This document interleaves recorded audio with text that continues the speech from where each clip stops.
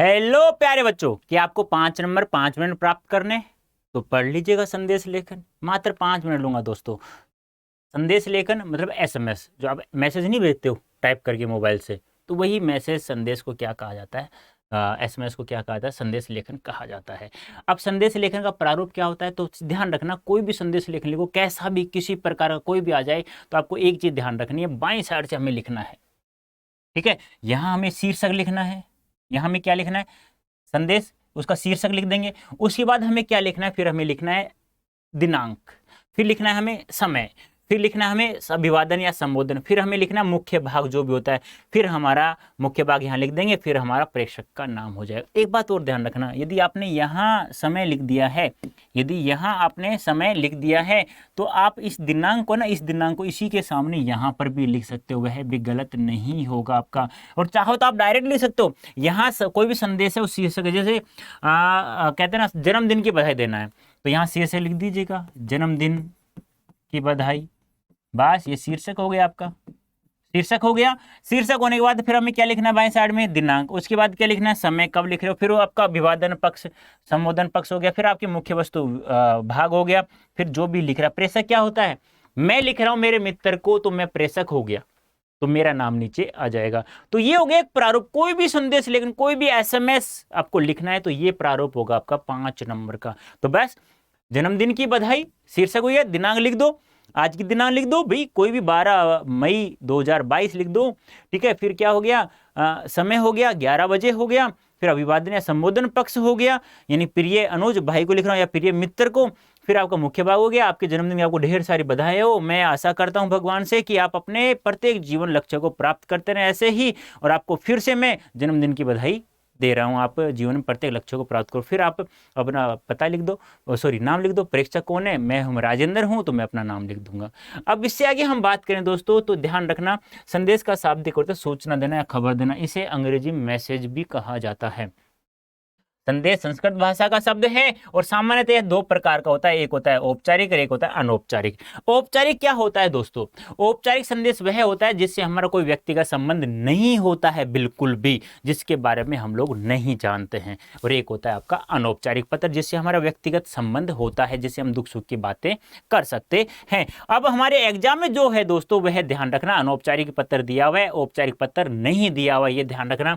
क्या है हमारा, औपचारिक पत्र नहीं दोस्तों, सॉरी, औपचारिक संदेश दिया हुआ है, पत्र नहीं, औपचारिक, सॉरी, अनौपचारिक संदेश दिया हुआ है। ठीक है, ध्यान रखना, ये वापस ध्यान से सुनना, वो अनौपचारिक संदेश दिया हुआ है, औपचारिक संदेश नहीं लिखना हमें। तो नोट डाल के मैंने यहां लिख दिया है कि टर्म 2 पाठ्यक्रम मुख्यतः अनौपचारिक संदेशों को शामिल किया गया है, औपचारिक को नहीं।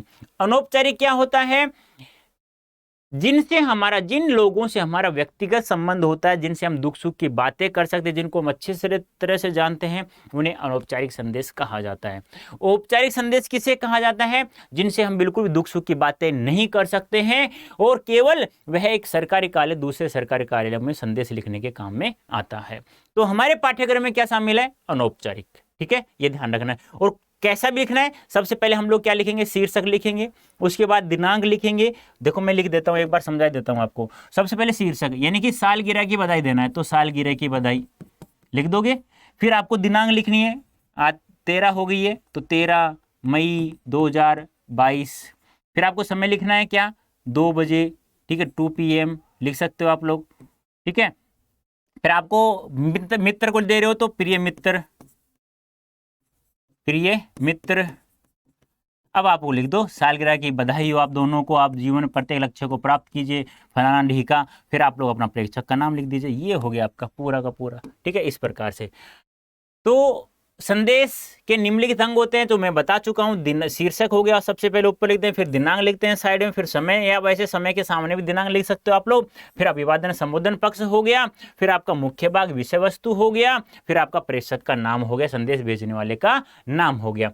आगे हम बात करें तो ध्यान रखने योग्य बातें क्या है, हमें इसे एक आयताकार या वर्गाकार बॉक्स में लिखना है, ऐसे आयताकार या वर्गाकार बना देना है, उसमें लिखना है हम लोगों को। ठीक है, और फिर शुभकामना, बीचों बीच ऊपर ऊपर शुभकामना संदेश लिखना है, आप लोग लिख ही दोगे। फिर बाईं तरफ दिनांक, बाईं तरफ ये होती है, ध्यान रखना, उसके नीचे समय लिखना है आप लोगों को। उसके बाद अभिवादन संबोधन पक्ष लिखना है, उसके बाद मुख्य विषय वस्तु लिखना है, फिर प्रेषक का नाम लिखना है। ठीक है। हाँ, शीर्षक न किसी प्रचलित कथन, शायरी, दोहा का भी लिख सकते हैं, जैसे जॉब की तैयारी कराने के लिए लिखते हैं ना, अभी नहीं तो कभी नहीं, ऐसे मुख्य शब्दों का या किसी शायरी का, संदेश का प्रयोग भी आप लोग कर सकते हैं। जैसे अपने छोटे भाई को वो उसके जन्मदिन की बधाई देते हुए एक संदेश लिखना है, तो सबसे पहले आयताकार बॉक्स बनाएंगे, उसके ऊपर फिर शीर्षक लिख देंगे जन्मदिन हेतु बधाई संदेश, फिर दिनांक लिख दिया आपने, फिर समय लिख दिया। अब मैं बार बार कह रहा हूँ, यहाँ समय लिख दिया तो इधर भी इसके जस्ट सामने यहाँ दिनांक लिख सकते हो, गलत नहीं होगा। और मैं इसलिए कह रहा हूँ कि गलती से आप लोग किसी बुक में देख लो तो वह भी गलत नहीं होगा। वैसे आप लोग बाएं साइड से भी लिख सकते हो, दिनांक हो गया, समय हो गया, फिर आप यहाँ लिखोगे, अपने भाई को लिख रहे हो ना, तो यहाँ लिखो प्रिय अनुज, संबोधन पक्ष नहीं लिखा बेटा, वो लिख लेना, प्रिय अनुज, ठीक है, संबोधन हो गया। अब आपको यहाँ मुख्य पक्ष लिखना है, आपको जन्मदिन की हार्दिक बधाई, भगवान हमेशा आपको खुश रखे, स्वस्थ रखे, फिर से मैं आपको जन्मदिन की हार्दिक बधाई देना हूँ, तुम्हारा भाई गर्वित सैनी।